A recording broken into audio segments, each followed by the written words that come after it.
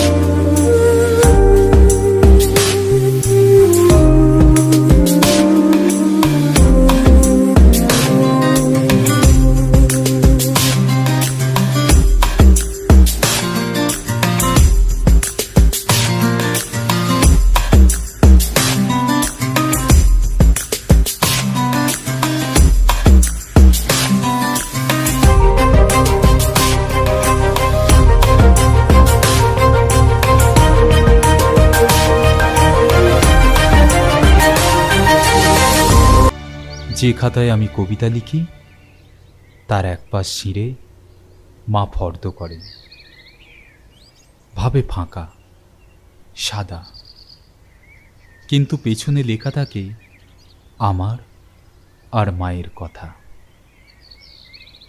ছেঁড়া অংশে থেকে থাকি কখনো আমি, কখনো আমার মা।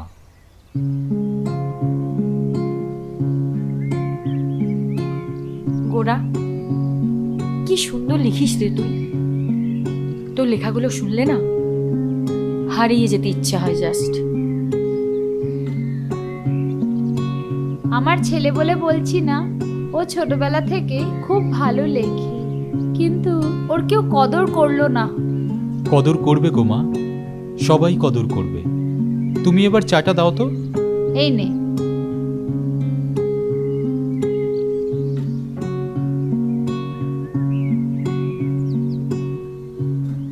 আমাদের নতুন আইডিয়াটা কিন্তু বেশ ভালো, তাই না? পাবলিক কিন্তু বেশ খাচ্ছে। এই রকম চলতে থাকলে একদিন কিন্তু আমরা অনেক বড় হতে পারবো। ভয়টা কোথায় জানিস তো? এটা না আবার কেউ কপি করে বসে। তোদের আইডিয়াটা কেমন শুনি? দেখ, আমরা কিছু রিয়েল ইন্টারভিউ নেব, যেমন পার্কে বসে থাকা কাপেলদের মনের অবস্থা, কোনো একা হয়ে যাওয়া মানুষের মনের কথা, তার কষ্ট, তার সমস্যার কথা আমরা সবার কাছে পৌঁছে দেব। এতে করে মানুষ আমাদের সাথে বেশি করে অ্যাটাচ হবে, বুঝলি?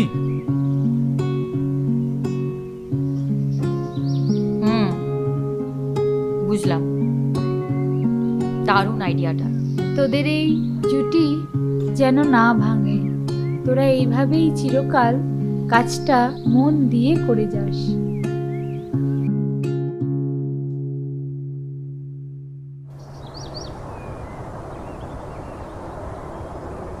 কি বলছিস তুই?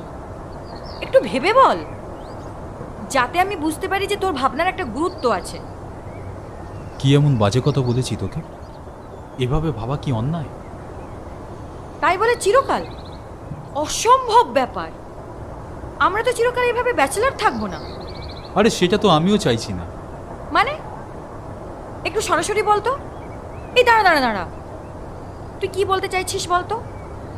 আমি বিয়ের পর আমার লাইফ পার্টনারকে না বলে আমি তোর সাথে এই কাজটা চালিয়ে যাব? আরে আমাদের মাঝে লাইফ পার্টনার কোথা দিয়ে আস?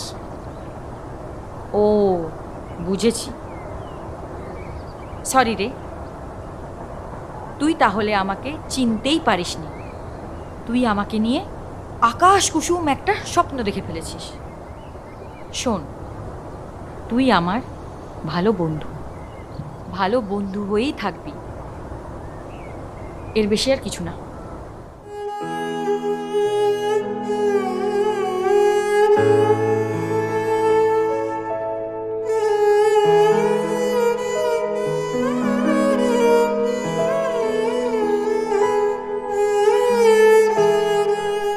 ক্ষণস্থায়ী এই জীবনে আমরা স্বপ্ন দেখি চিরস্থায়ী। সময় চলে যায় নিঃশব্দে,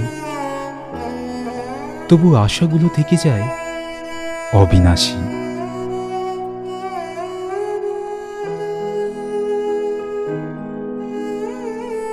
ভাঙে স্বপ্ন, ভাঙে বিশ্বাস, তবু মানুষ বাঁচে নতুন ভোরের আশায়।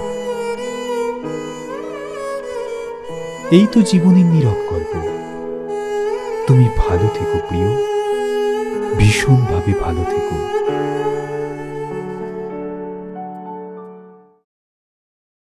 এই গল্পটির পরবর্তী অংশ দেখতে গেলে অবশ্যই শেষ পর্বটি দেখতে হবে। এই গল্পটির পরবর্তী অংশ দেখতে গেলে অবশ্যই শেষ পর্বটি দেখতে হবে।